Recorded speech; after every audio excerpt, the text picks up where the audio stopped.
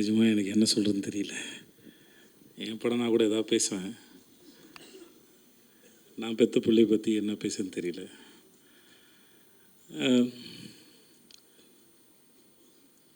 முதல்ல மாஸ்டர், உங்களுக்கு ரொம்ப நன்றி மாஸ்டர். இது இது எங்கே ஆரம்பிச்சதே தெரியல. 2019 எனக்கு கதை சொன்னார். அப்போது பண்ணுறா இருந்தது. அப்புறம் அது நடக்காமல் போயிடுச்சு.